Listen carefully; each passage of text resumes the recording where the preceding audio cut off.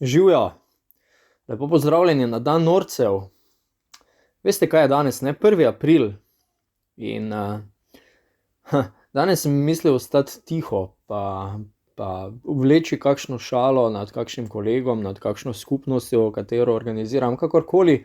Malo sem se že na začetku na svoji Facebook strani pošalil in kar nekaj od vas je prijelo.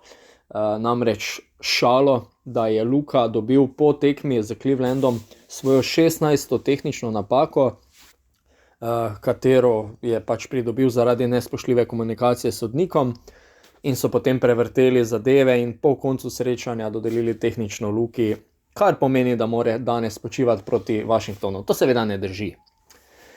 Ampak v bistvu ima NBA še boljšo foro za 1. april. Dejansko ima boljšo foro. Preden gremo na to, vas vljudno vabim, da se naročite na moj kanal za več podrobnih analiz, highlightsov in vse, kar je povezano z Luko, NBA-om in košarko nasploh. Vabljeni. Torej, NBA si je izmislil malo boljšo foro, objavil je MVP lestvico, aktualno MVP lestvico danes na 1. april, ampak pazite, je uradna, ne. Tako da, ja, nimamo kaj. V glavnem, dajmo za začetek povedati, da še prejšnji teden so se Dallas Mavericksi nahajali na 5. mestu v svoji konferenci. Se pravi, pred njimi so bili Sunsi, Memphis, Golden State Warriorsi, Utah in potem je prišel Dallas. Od zadaj je bil Denver. No, zdaj so Utah prehiteli in glej ga zlomka, prehiteli so tudi Stefa Curryja in kompanijo, ne? Se pravi Golden State Warriorse. Pazi zdaj to. Luka Dončić je izgubil mesto na MVP lestvici. 1. april. Ja, 1. april, ampak ne kot šala, ampak kot updatana, se pravi nova MVP lestvica. Uradna. Razumete? Ne šalim se. V glavnem, Jokić, Embiid, Antetokounmpo, Jason Tatum, Devin Booker, Luka Dončić in tako naprej. Mislim, razumi, kdor more, v redu. V glavnem, okej.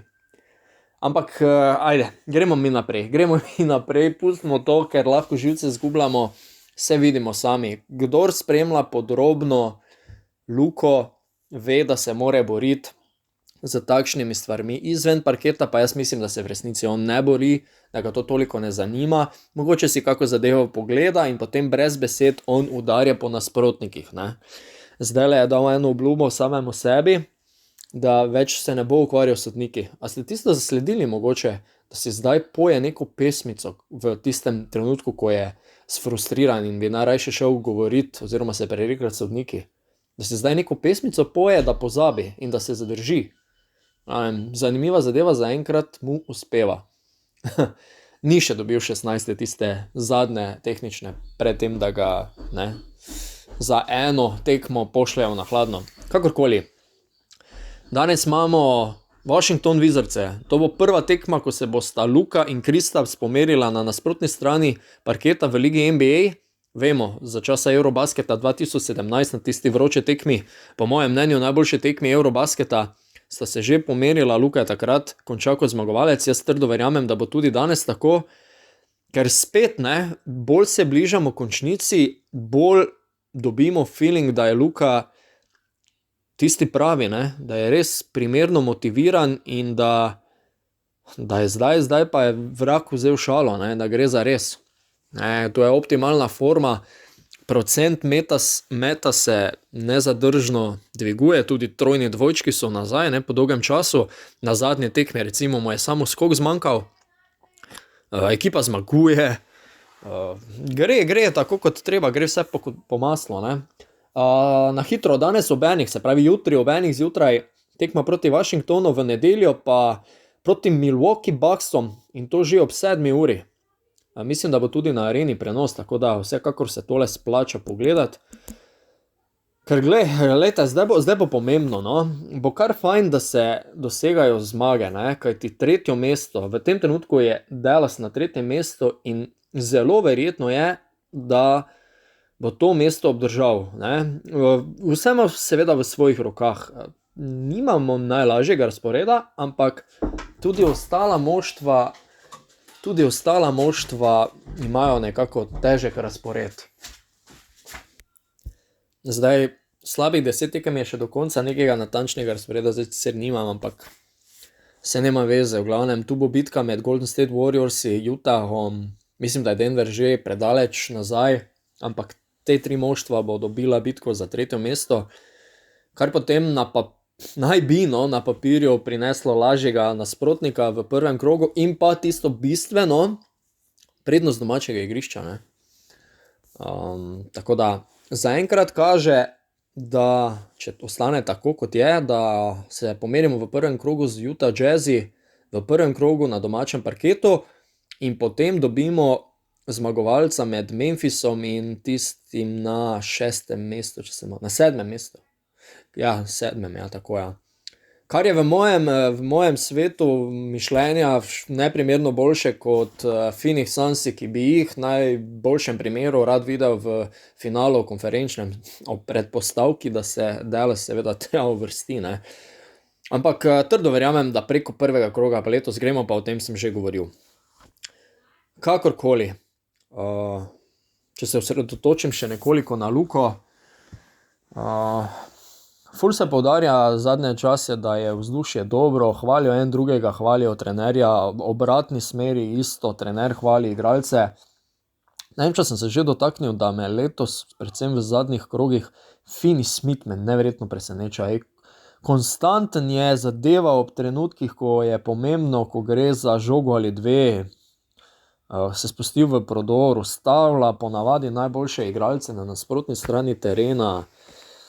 Brunson v prvi peterki isto, konstantno, nimam kaj reči, Dinwiddie smo se smo se že pogovarjali, da je upravičil nakup v vsakem primeru.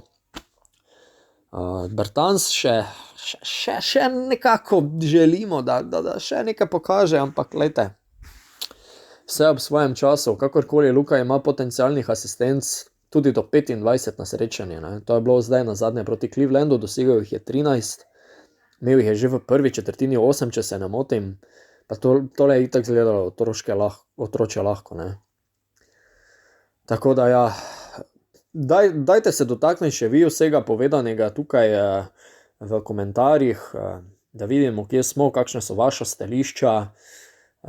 Skratka, da malo nadaljujemo s to debato, kako in kaj, ne.